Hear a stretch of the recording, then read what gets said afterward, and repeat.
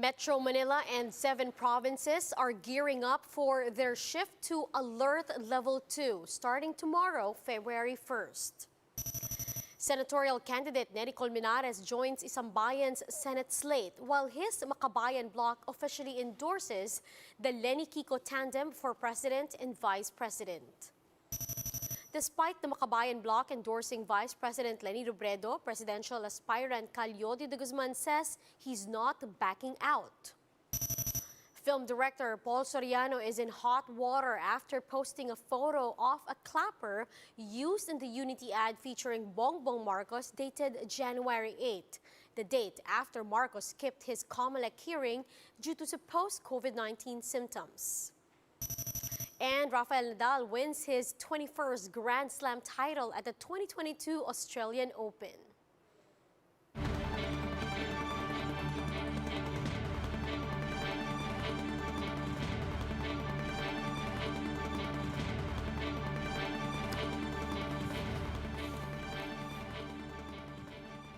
Fast, focused, and fearless. Here's everything you need to know to jumpstart your day. I'm Riza Diaz. Let's kick off today's newscast with the Interagency Task Force placing Metro Manila and 7 other provinces under Alert Level 2 starting tomorrow. Aside from NCR, Batanes, Bulacan, Cavite, Rizal, Biliran, Southern Leyte, and Basilan will be placed under Alert Level 2 from February 1 to 15. This was the alert level that Metro Manila was in prior to the December surge.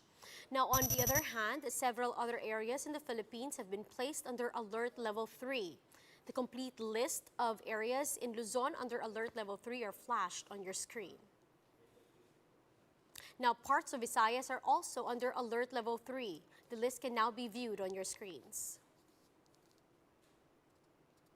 Some cities and provinces in Mindanao are also placed under Alert Level 3. You can view them now on your screen. Meanwhile, the Transport Department says the no vaccine, no ride policy will be lifted starting tomorrow. The agency explained that the policy was never perpetual and will only be enforced while Metro Manila is under the stricter Alert Level 3. The Octa research says Metro Manila, Cavite, and Rizal are now at moderate risk for COVID-19. This as the reproduction number in these areas have dropped to 0.47, 0.69, and 0.54 respectively. Octa's Guido David said that NCR could even be reclassified to low risk if downtrend continues. However, David also flagged the nearby provinces of Batangas, Laguna, and Quezon are still at high risk.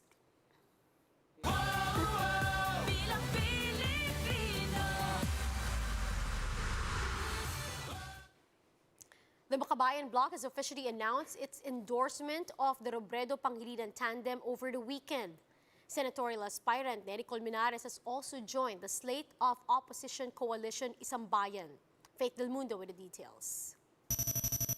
Opposition Coalition One Sambayan has formally endorsed Vice President Leni Robredo and Senator Kiko Pangilinan as their presidential and vice presidential bets for the upcoming election.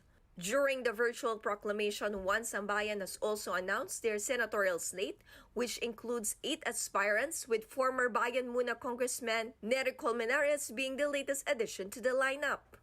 Former Senior Associate Justice and Lead Convener Antonio Carpio said that this is only an initial list and their senatorial slate is still open. We will add to this initial list of 8 as we receive the public declarations of support to the Leni Kiko ticket from the other senatorial candidates who would then be included in our list.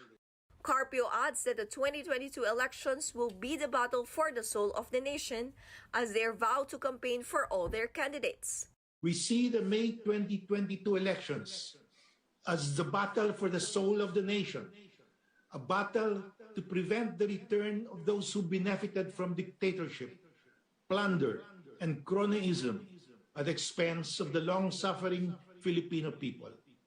In the same program, Colmenares also announced that he and Makabayan Coalition are now backing the candidacy of Robredo and Pangilinan.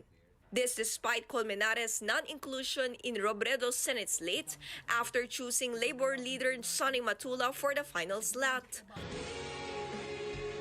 One Sambayan's virtual proclamation was star-studded with performances from the company, Mitch Valdez, Jim Paredes, Ryan Cayabyab, and other singers. The coalition also received 2 million pesos in donation, and they are open to more for the campaign.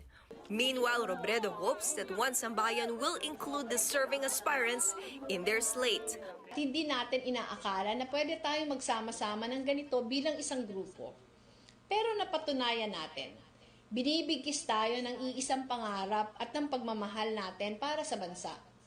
Ngayong papasimula na ang official campaign season, alam kong lalo ring tumitindi ang pagsisikap ninyo na madagdagan pa yung momentum na naabot natin itong mga nakaraang buwan. Kabilang na nga dito itong pagpahayag ng suporta ng isang bayan para sa inyo mga senatorial candidates. Alam ko rin na naging mahaba at masinsin ang sarili ninyong proseso ng pagpapasya, kaya umaasa ako na yung mga pangalang inihahain ninyo ngayon, umaayon din sa mga fundamental values na nagbibigay sa atin. May mga pagkakataong nagkakaiba ang mga pananaw natin, pero mas madalas na malinaw ang pagkakahanay natin. At sa lahat ng pagkakataon, bukas at mainit ang ugnayan natin. Handa lagi tayo makinig at mag-usap bilang kapwa nagmamahal sa bansang Pilipinas. Batid natin kung gaano kaimportante ang eleksyon na ito. The choice we make will determine the course that the country will take in the next 6 years. Higit sa lahat, aalalahanan sana natin ang ating pangunahing layunin, ang ayusin ang bansa natin. For News 5, Faith Del Mundo, we are One News. Presidential aspirant and Labor leader Yodi de Guzman says he respects the decision of the Progressive Makabayan Coalition to endorse Vice President Leni Robredo instead of him. In an interview here on One News, de Guzman clarified that Makabayan is a separate organization with its own analysis of the country's issues. In a statement, de Guzman noted that whatever the outcome is of Makabayan's endorsements, he would still pledge his support for the senatorial bid of Colmenares and Bong Labong. Now, the Labor leader added that he will not back out of the presidential race to support Robredo's presidential bid, noting their differences in terms of agenda, vision, and plans for the country. Talagang magkaiba kami ng agenda eh.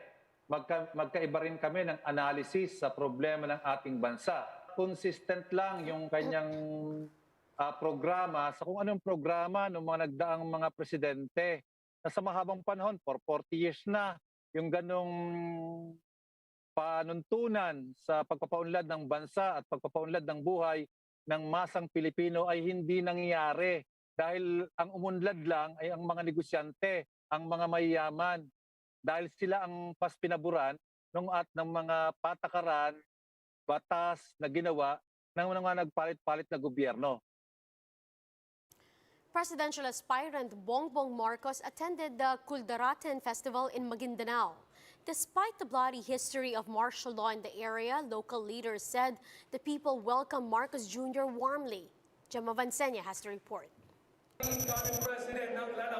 Presidential candidate Bongbong Marcos Jr. was the guest of honor during the 5th Kuldaratan Festival in Sultan Kudarat, Maguindanao this weekend.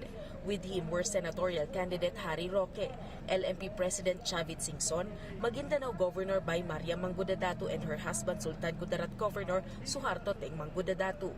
Marcos Jr.'s running mate, Davao City Mayor Sara Duterte, wasn't able to attend but she sent her brother Sebastian Duterte.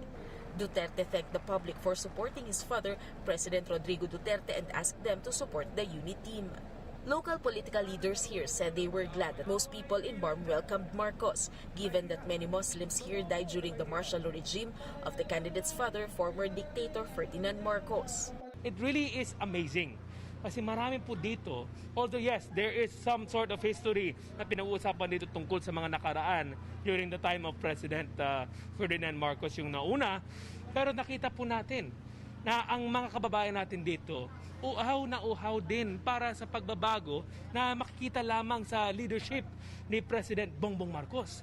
Meanwhile, Dato Pax Ali said they have filed motion for reconsideration on COMELEC's decision to cancel his certificate of candidacy for Sultan Kudarat gubernatorial race after former beauty queen Sharifa Mangudadatu, who is also running for the same seat, filed a petition against him for lack of residency.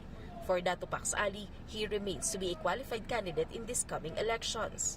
Let's stop the nonsense. Hindi pwede na ang tanging plataforma mo sa pagka-governor ng Sultan Kudarat ay butuhin niyo ako dahil ang kalaban ko disqualified. For News 5, Jem Avancenia, we are One News. Filmmaker Paul Soriano clarifies that Marcos Jr. was not on site during the January 8 filming of the Unity ad. Recall that Marcos Jr. has been in hot water after Soriano posted a photo of a clapper that was used in the shooting of the ad. The clapper was dated January 8th, one day after BBM skipped his own COMELEC hearing for supposedly being in isolation due to COVID-19 symptoms. But Soriano claimed the ad was shot in the course of a week and that the January 8th filming day was just attended by him and his crew.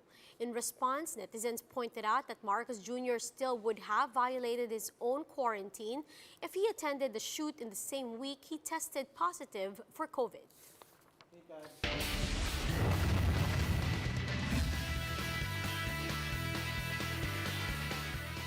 Rafael Nadal bounced back from 2 sets down to win against Daniel Medvedev for his 21st Grand Slam title in the Australian Open.